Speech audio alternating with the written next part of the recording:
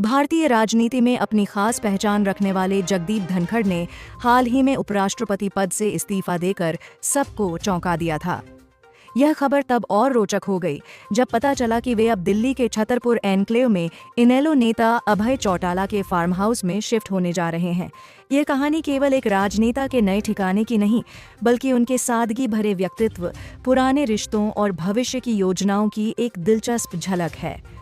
आइए इस घटनाक्रम को आसान और रोमांचक अंदाज में समझते हैं, जिसमें मानवीयता, दोस्ती और एक नई शुरुआत की कहानी छिपी है।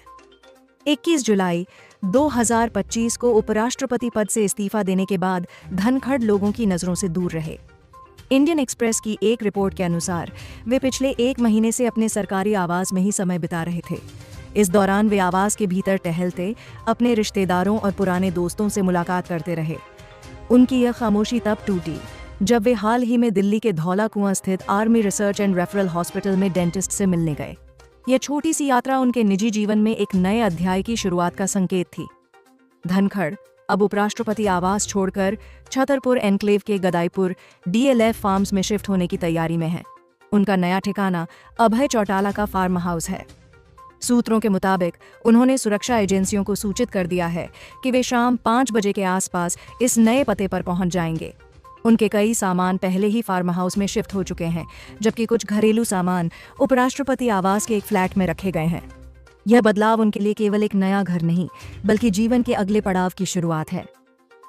इस कहानी में एक खास मोड़ तब आया जब अभय चौटाला ने पुष्टि की कि धनखड़ उनके फार्म हाउस में रहने जा रहे हैं। चौटाला ने बताया कि यह कोई औपचारिक व्यवस्था नहीं थी। उनके और धनखड़ के परिवार के बीच पुराने पारिवारिक रिश्ते हैं। चौटाला ने कहा, उन्होंने मुझसे घर नहीं मांगा, मैंने ही उन्हें ये पेशकश की थी। यह बयान न केवल उनकी दोस्ती की गहराई को दिखाता है, बल्कि यह भी बताता है कि धनखड़ जैसे बड़े राजनेता अपने पुराने रिश्तों को कितनी सादगी और विश्वास के साथ निभाते हैं। धनखड़ पिछले साल अप्रैल में उपराष्ट्रपति के सरकारी आवास में शिफ्ट हुए थे, लेकिन 9 सितंबर 2025 को होने वाले उपराष्ट्रपति चुनाव के कारण उन्हें यह आवास खाली करना होगा। इसलिए जब तक उन्हें नया सरकारी आवास नहीं मिलता, वे छतरपुर में रहेंगे। यह बदलाव उनके लिए एक नई शुरुआत है, जिसमें वे अपने पुराने और नए जीवन के बीच संतुलन बनाएंगे। इस बीच धनखड़ के निजी जीवन में भी कई बदलाव देखने को मिल रहे हैं। पिछले हफ्ते उनकी पत्नी जयपुर गई थीं, जो उनके पारिवारिक जीवन का हिस्सा है। इसके अलावा धनखड़ ने राजस्थान विधानसभा सचिवालय में पूर्व विधायक के तौर पर पेंशन के लिए दोबारा आवेदन किया है।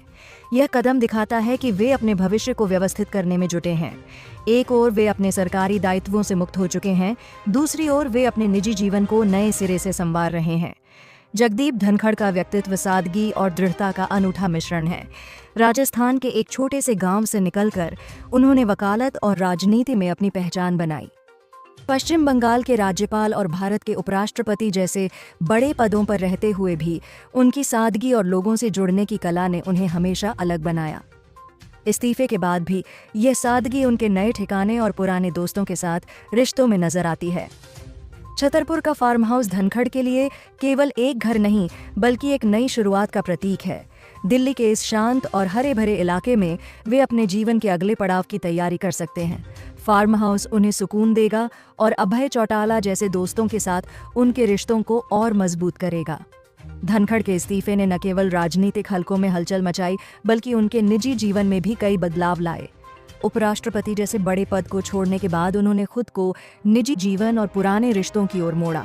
छतरपुर में नया ठिकाना, पुराने दोस्तों के साथ समय और पेंशन जैसे व्यावहारिक कदम, ये सब उनके उस व्यक्तित्व को दर्शाता है जो सादगी और दृढ़ता का मेल है।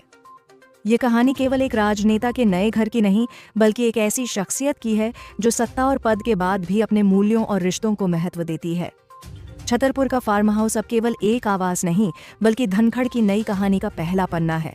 जैसे जैसे उपराष्ट्रपति चुनाव नजदीक आ रहा है, उनका यह कदम हमें ये सोचने पर मजबूर करता है कि जीवन में सादगी, दोस्ती और रिश्ते ही असली ताकत हैं।